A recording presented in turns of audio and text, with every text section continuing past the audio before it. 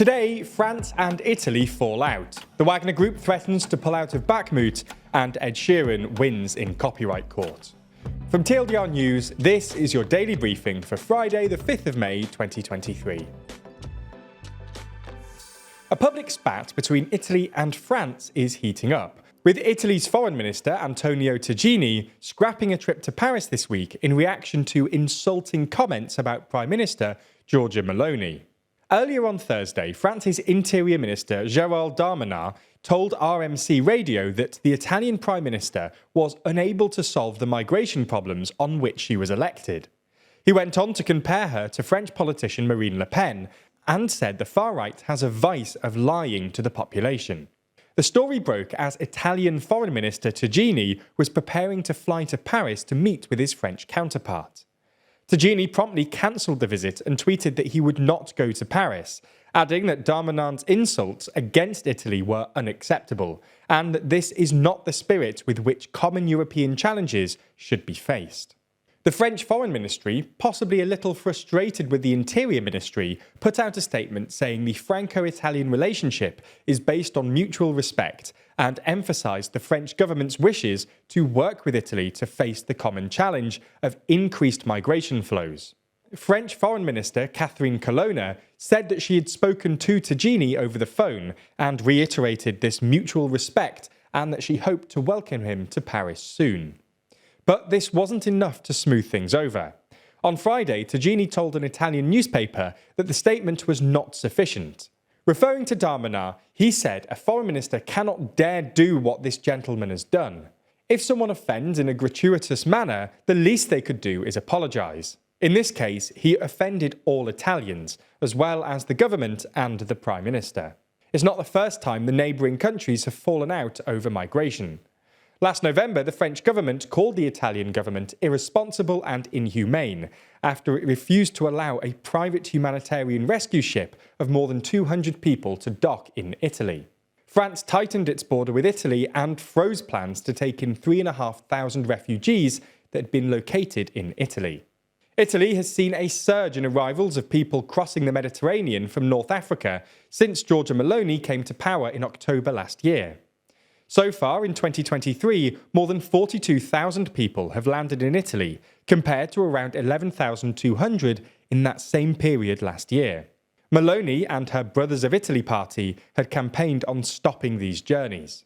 Tragically, at least 824 people have died trying to cross the central Mediterranean since the beginning of 2023, according to the Missing Migrants Project.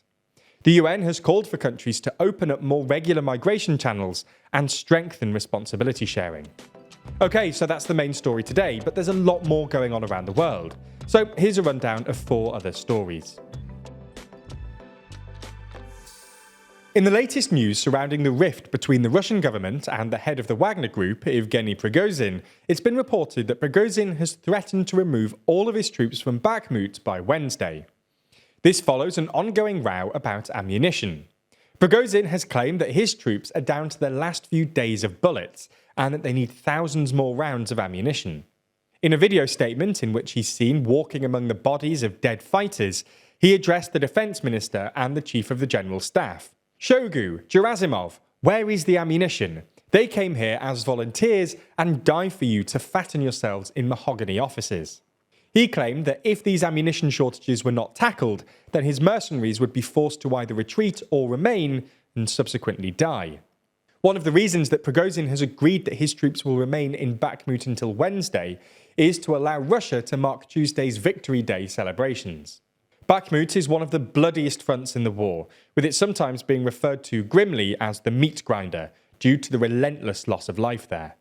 Serbia has been rocked by 2 mass shootings in 2 days, prompting President Alexander Vučić to pledge that we will disarm Serbia. The first shooting on Wednesday was carried out by a 13-year-old boy who killed 8 fellow students and a security guard at a school in Belgrade. The boy's father and mother have been arrested, but since the child is under 14, he cannot be held criminally responsible.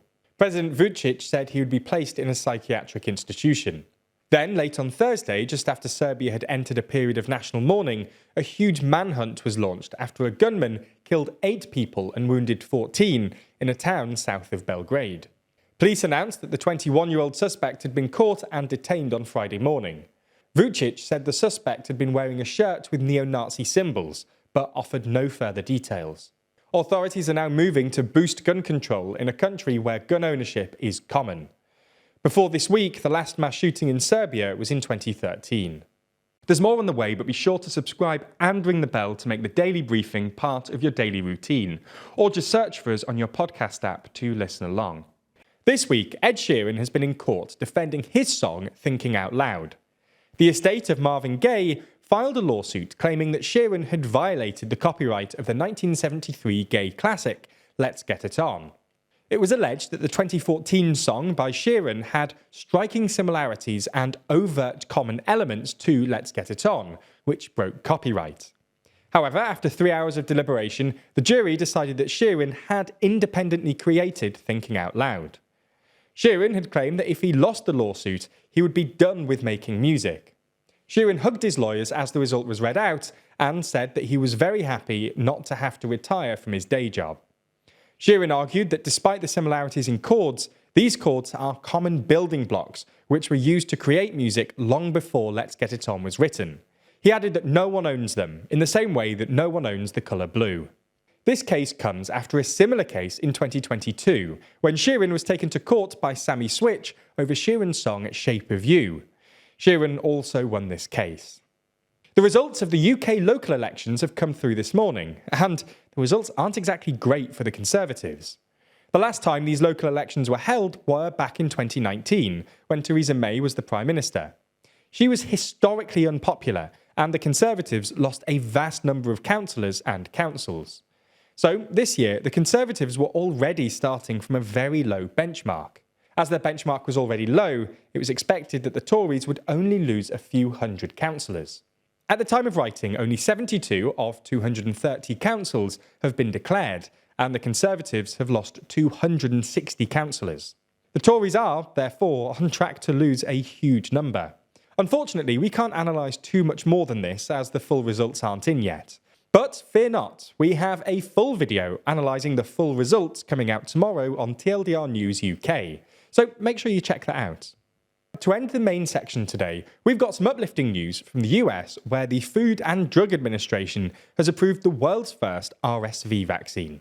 RSV is a respiratory virus that usually causes cold-like symptoms for adults, but can be serious and even deadly for older people and those with underlying conditions.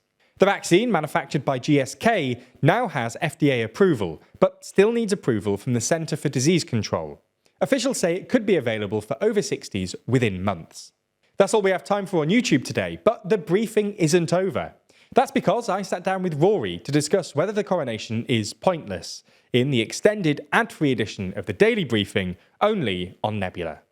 That's the streaming service we're building with a bunch of our creator friends, many of whom you're likely to be already watching. That means that by signing up, you not only get an extended ad-free daily briefing every single day, you also get to watch exclusive and ad-free videos from the best educational creators on YouTube. That's things like Real Life Law's incredible Modern Conflicts, which breaks down contemporary disputes around the world, Neo's Underexposure, which beautifully dives into complex and shadowy topics you've always wanted to know more about, or Extremities from Wendover Productions, which uncovers some of the world's most remote places. All of these are only available on Nebula, just like our extended daily briefings and a whole bunch of other exclusive TLDR content which never comes to YouTube. If you want to sign up, use the link in the description so that they know you came through us. That helps us out a whole lot,